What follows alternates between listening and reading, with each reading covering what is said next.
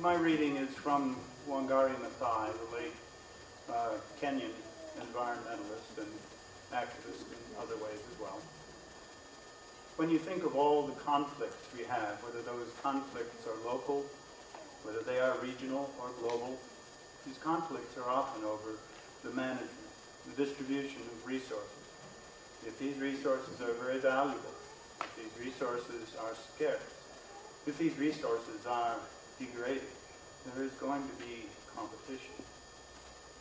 In a few decades, the relationship between the environment, resources, and conflict may seem almost as obvious as the connection we see today between human rights, democracy, and peace. I think what the Nobel Committee is doing is going beyond war and looking at what humanity can do to prevent war. Sustainable management of our natural resources will promote peace. If there are those in the this is the end of Wangari Maathai. This is me now. If there are those in the audience anxious to leave this chamber today with viable solutions in hand to the myriad environmental problems that we face, or all too often collectively choose to ignore, I refer you to a favorite t-shirt I have never seen, but often imagine when feeling whelmed or more by the waves of life. The t-shirt my imagination wears says, "This unit is out of service. See next." All I have this morning is a bit of history, personal and otherwise, and some ruminations about how we relate to our planet and its woes, and they to us. Well, I have a bit of review here on John McConnell, which I think I will skip in the interest of time. But the quiz after the service is still on.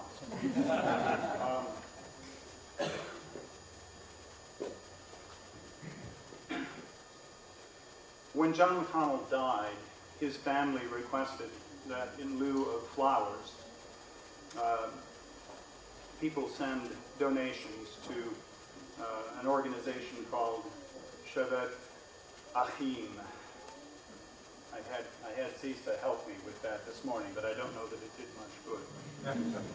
A Jerusalem-based nonprofit uniting Jews, Muslims, and Christians to bring life-saving surgery to children suffering from heart defects. This request from John McConnell was of a piece and of a piece with much of his personal history. As he traveled through the country with his evangelist parents, he developed a love of our nation's varied landscape, fused with a devotion to dialogue and an aversion to violence. Come together where you agree, while leaving room for your differences, he would later urge.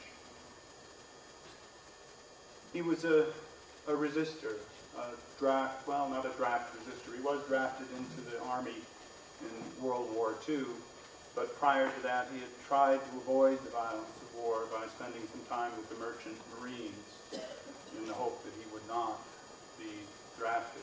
He actually spent some time in solitary confinement after being drafted for refusing arms instruction in the Army. He had a concept of a minute of peace, 60 seconds of silence reserved for the contemplation of peace. And this concept found realization in the wake of the mourning period for John F. Kennedy, and has since seen practice in various venues here and around the world. And as we know, 45 years ago, he came up with the idea of Earth Day, a celebration that in his vision was to occur at the vernal equinox each year on March 21st. And indeed, after he talked at the UNESCO conference in 1969, there was a first Earth Day on March 21st, 1970, celebrated in California and communities in Colorado and on the East Coast. And that date, that March 21st date, is still celebrated in many countries around the world and still honored by the UN, despite Gaylord Nelson's more famous efforts in connection with the teaching. About 8 months prior to the UNESCO conference, I was a college senior at Grinnell College in John McConnell's home state of Iowa. I was sweating, perhaps even more than I am this morning, over a presentation of research that was to be the last element in my comprehensive examinations as a biology major. I had not at that time heard of John McConnell or his nascent holiday. And I confess I did not recall his name or his role even as I began consulting the great god Google in preparation for this presentation. I'm sorry, Microsoft, but that just has so much better a ring to it than the great god baby. I was sweating because as a brand new student teacher, I'd recently discovered how daunting the task could be for a teacher to find time to do anything beyond preparing lessons and assignments and tests and grading the latter two of these. Gleaning what I could from the, at the time, meager library resources at my disposal at a small Midwestern liberal arts college, and from a few harried hours on a couple of occasions at a big school library 60 miles away, I was to enlighten a panel of far older and far, far more informed professors concerning the state of the science surrounding the use of pesticides. The younger members of the audience not familiar with life before the smartphone, the tablet, the laptop should realize that this was way, way before any in the beginning moment for the great god Google. Mercifully, beyond the sweat, I remember little of that presentation. And yet all these years later, I retain a strong conviction that I made a most embarrassing mess of it. In nightmares, I can see the furrowing brows, the pursed lips, the stern gazes of disapprobation from my assembled inquisitors. Well, not really, but I may have had such dreams until I finally picked up my diploma. I do recall, though, the most honest and heartfelt conclusion, headfelt, too, I think, to which my frantic and inadequate readings had led me. The people in the picture matter, too. The farmer sitting on a tractor corner of a field, surveying a crop devastated by some insect or other infestation. The family at the dinner table falling deeper into debt and praying for a way to persist until a happy reversal of fortune and a profitable yield. The shoppers at the supermarket enduring higher prices born of shortages. And yes, kids, there were actually supermarkets at that time. And yes, professors, the growing harm to the environment that Rachel Carson had injected into our public consciousness not many years before should alarm and frighten. But harm would never abate without introducing some economic terms into our calculus of an environmental solution. I did not have any more definitive answers from my disapproving professors than I have here this morning. And I failed to make a case that had any chance of convincing these several biologists who understandably were more concerned about ecology than economics. Which leads, finally, to the title of this talk, Earthly Goods. The phrase came to me from childhood recollections of my parents wondering what earthly good one thing or another might be. An old stuffed animal become more stuffed than animal, shedding it all over bed and couch. A car that has endured too many costly repairs, teenage clothing fads, white buck shoes. That's for the older folks, not you young folks, but what earthly good could those be? It was just about those everyday things And then when, out of a devotional duty, I Googled earthly good, I was surprised to find theological discussions of Bible verse from 1 Corinthians, the lyrics to a Johnny Cash song, and a Dorothy Parker poem, a bit too racy for Sunday morning. My parents in their youth wrote a good deal of poetry themselves and were interested in the literary scene in the 1930s. So I guess if I had to guess at a family-specific etymology for the phrase, I'd have to go with Dorothy Parker. But when I latched on to Earthly Goods as the title for an Earth Day talk, I wasn't thinking poetry or song or Bible verse or cars or stuffed animals for that matter, and certainly not like bucks. Earthly Goods struck me as a phrase that could capture the tension between environmental preservation and human striving that I experienced so uncomfortably before my professors 44 years ago. Earthly goods are those individual hopes, ideas, arguments, actions, movements that promise protection of the biosphere that gives and sustains all of our lives. They are, yes, the grand contributions to this conservation corner of the human endeavor that the John McConnells, the Paul Ehrlichs, the Rachel Carsons of the world have brought us. But they are, as well, small steps of us ordinary folk, writ large in the aggregate. A crowd at the recycling center on a weekend day.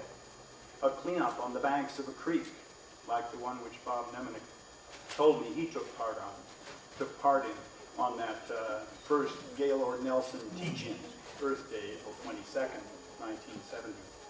Or my own more passive attendance nearby at an Earth Day panel of speakers the same day in Chicago.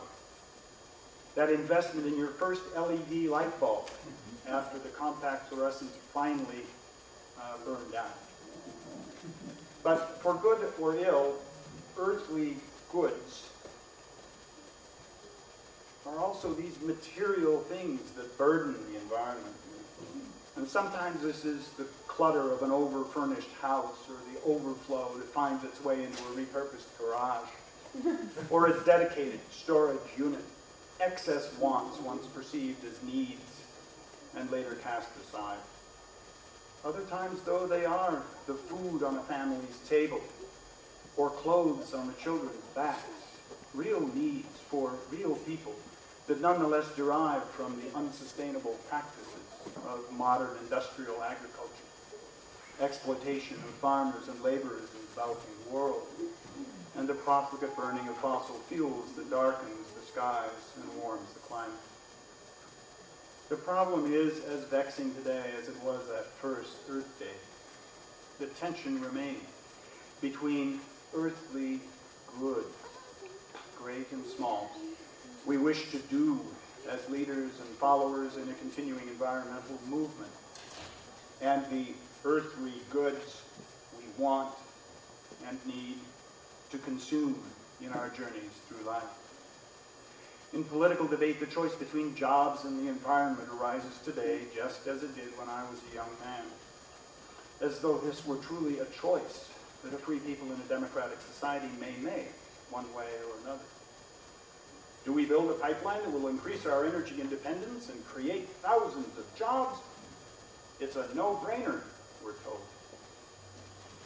And this remains an argument impossible to counter in the political arena, even through the direst of warnings about the consequences for the planet. If we cannot address the consequences for the people in the picture of environmental policy, economic consequences in the near term, as well as perhaps more ominous ecological consequences down the road. Of course, the longer we delay in addressing the latter, the more they merge with the former. Superstorm Sandy was costly. Hurricane Katrina was costly. And we here know all too well the economic and other fallout for families from drought and warming in our own region. But there is hope for progress short of an undeniable collapse of environmental into economic consequences. While we have become more voracious consumers in the past 40 years, as some of the early material that Bob read would suggest, we do seem to me, on the whole, more conscious of the threats we present to the Earth than we were on that first Earth Day. I do see more people at the recycling center than I did years ago. I see more people at the supermarkets with reusable grocery bags and signs in the parking lots asking, "Did you remember your reusable bag?" I see receptacles in these stores into which to recycle the plastic bags that people do use. I saw over my Christmas holiday in Carbondale a new ordinance in force requiring the use of reusable bags in supermarkets. Yes, along with some grumpiness about it in certain quarters. We have seen in dark and dank Germany, sorry, those are German extraction, an explosion of solar power on rooftops all over the country, making a significant contribution to the nation's energy requirements. I've seen Van Jones in a position of influence within the executive branch of our federal government. Briefly, but hey, he was there. And whether you like Van Jones or not, or like his particular formulations for the greening of our economy, it seems true that today there are more such formulations abroad in our political space than there were on that first Earth Day. And those formulations do acknowledge that the people in the picture matter. Would that I could have had a Van Jones in the room with me when I was making my presentation at comps at Brunel. I suppose, though, he probably would have just been a little too young to be of much support for me at that time. In closing, I want to revisit the nexus of environmentalism and peace that was the inspiration for John McConnell's mission in life. McConnell was not the only advocate for environmental causes to see a connection between the promoting of peace, and nurturing a healthy relationship between humankind and the planet we inhabit. The same connections are evident in the quotes from Wangari Maathai, with which I began. The Nobel Committee has, from time to time over the years, awarded a peace prize that has raised eyebrows or outright ire. 2004 was one of those. Wangari Maathai was a Kenyan environmentalist, founder of the Green Belt movement, planter of trees, advocate for women's rights. What had these to do with peace? The critics invade. But this time the committee got it right. Maathai's remarks from my introductory reading stress the potential for conflict over diminishing resources. But the connection between peace and the environment is deeper than that. It is a commutative relation. It goes both ways. If environmental preservation is essential for peace, peace is also essential for environmental preservation. We human beings exert far, far more influence on the condition of the biosphere than any other species. Where we are not at peace with each other, we cannot care for the health of the planet. In the global scheme of things, the recent rupture in the peace in Boston may seem of little consequence to our environment, but one last time, the people in the picture matter. And this is where I have never gotten through reading this without pausing and composing myself. The people in this picture matter. To heal the hurt and hate that ended their young lives matters. The youngest of these victims, 8-year-old Martin Richard, had it just right. In the poster he created for a school project, not knowing the bitter irony it would soon entail.